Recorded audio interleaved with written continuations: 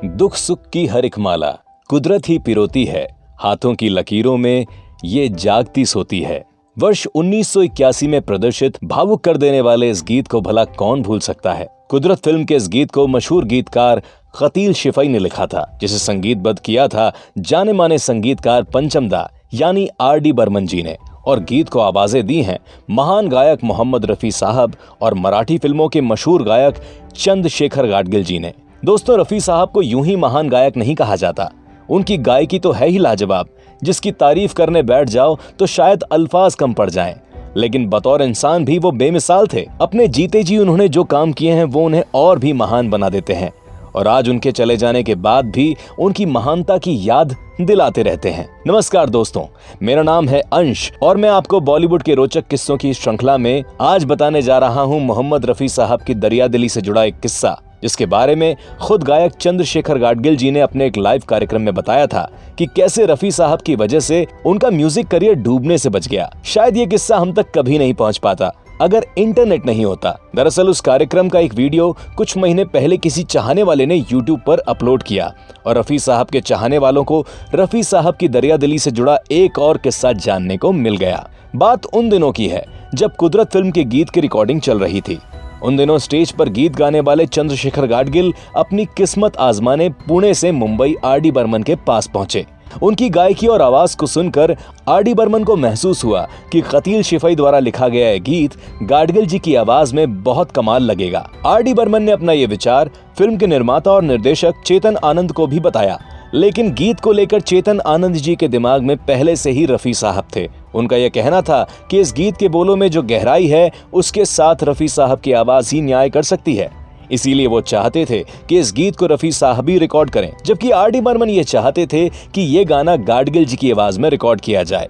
उन्होंने चेतन आनंद से अनुरोध किया कि एक बार गाडगिल जी की आवाज को सुन लीजिए, अगर फिर भी आपको उनकी आवाज और गायकी पसंद नहीं आई तो गाना रफी साहब से ही रिकॉर्ड करवा लिया जाएगा। उन्होंने कहा कि वो प्रयोग के तौर पर गाडगिल जी की अलग आवाज का इस्तेमाल करना चाहते हैं। चेतन आनंद की सहमति से एक दिन तय करके चंद्रशेखर गाडगिल जी को बुलाया गया। वहां पंचम दा के साथ उस गीत के गीतकार खतील शिफाई भी मौजूद थे। चंद्रशेखर गाडगिल ने उस समय उन्हें चढ़ता सूरज और नरेन चंचल जी की आवाज में गाया हुआ बेनाम फिल्म का गीत मैं बेनाम हो गया के साथ कुछ और गीत सुनाए। चंद्रशेखर गाडगिल की खुली आवाज चेतन आनंद पर असर कर गई और उन्होंने कुदरत फिल्म के इस गीत को गाडगिल जी की आवाज में रिकॉर्ड करने के लिए अपनी मंजूरी दे दी। रिकॉर्डिंग के दिन जब पंचम दा ने इस गाने की कॉम्पोजिशन सुनाई तो चंद्रशेखर गाडगिल ने पंचम दा को याद दिलाया कि इस गीत की धुन तो 1974 में आई फिल्म हम शक्ल के आपके ही एक गीत बन के तितली की धुन से बहुत मिलती है। पंचम ने उनकी बात पर ध्यान देकर तुरंत ही उस धुन को बदल दिया और चंद्रशेखर गाडगिल की आवाज में रिकॉर्ड भी कर लिया गया, और साथ ही उनकी प्रतिभा से प्रभावित होकर उनको अपनी टीम में एक खास सदस्य भी बना लिया। शानदार तरीके से गाए उस गीत पर स्टूडियो में मौजूद हर कोई वाह वाह कर उठा। लेकिन इधर चेतन आनंद के दिमाग में फिर से रफी साहब की आवाज में ही गीत रिकॉर्ड करने की धुन सवार हो गई। दरअसल ये वो दौर था जब रफी साहब और किशोर दा की आवाजों के अलावा किसी और गायक की आवाज के बारे में कोई सोचता तक नहीं था, और ना ही किसी आवाज से गवा के कोई रिस्क लेने की हिम्मत जुटा पाता था। जब पंचम दा ने चेतन को वो गीत सुनाया तो चेतन आनंद ने उनसे अपने दिल की बात कह दी कि गाना तो अच्छा गाया है, लेकिन वो रफी साहब से ही इस गीत को गवाना चाहते हैं। पंचम दा के लाख समझाने के बाद भी जब चेतन नहीं माने तो मजबूरी में उन्हें रफी साहब के पास ही जाना पड़ा। रफी साहब भी इस गीत को गाने के लिए मान बैठे और देखते देखते रिकॉर्डिंग का दिन भी आ गया। रफी साहब रिकॉर्डिंग कर रहे थे और स्टूडियो के एक कोने में बैठे गाडगिल अपनी बदकिस्मती को कोस रहे थे। उनके भी दिमाग में यही बात चल रही होगी कि कहां रफी साहब और कहां उनके जैसा नया गायक, वो कर भी क्या सकते थे जब पंचम दा जैसे बड़े संगीतकार भी कुछ नहीं कर सके उनके लिए। इधर 4 अंतरे के इस गीत के 3 अंतरों की रिकॉर्डिंग भी हो गई, बस एक अंतरा रिकॉर्ड होने के लिए बाकी रह गया था। एक ब्रेक लिया गया चाय पीने के लिए। तय हुआ कि चाय पीने के बाद आखिरी अंतरे की रिकॉर्डिंग को भी कर लिया जाएगा। टेक्नीशियंस, म्यूजिशियंस सभी ने चाय पीने के बाद अंतिम अंतरा रिकॉर्ड करने की तैयारी कर ली और रफी साहब भी रिकॉर्डिंग रूम में आ गए और माइक्रोफोन लगा लिया। मगर अचानक कुछ ऐसा हुआ कि रफी साहब बेहद गंभीर होकर आगे का अंतरा गाने से मना करते हुए स्टूडियो से चले गए। सब परेशान हो गए कि क्या हुआ, ऐसा तो रफी साहब करते नहीं।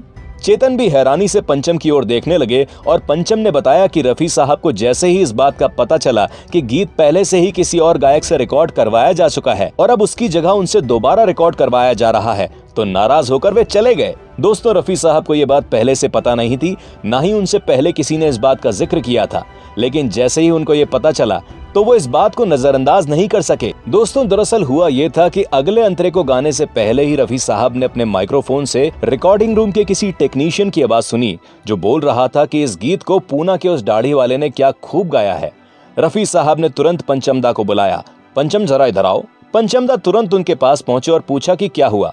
रफी साहब ने पूछा, ये गाना पहले भी किसी ने गाया है? इसके बाद पंचमदा ने रफी साहब से पूरी बात बताई। रफी साहब की महानता देखिए, उन्होंने उसी वक्त माइक्रोफोन को अपने कानों से हटाया और मुस्कुराते हुए कहा, क्यों किसी नए कलाकार की जिंदगी मेरे हाथों बर्बाद करते हो? और रफी साहब ने माइक्रोफोन को वहां रखा और तेजी से रिकॉर्डिंग रूम से बाहर चले गए।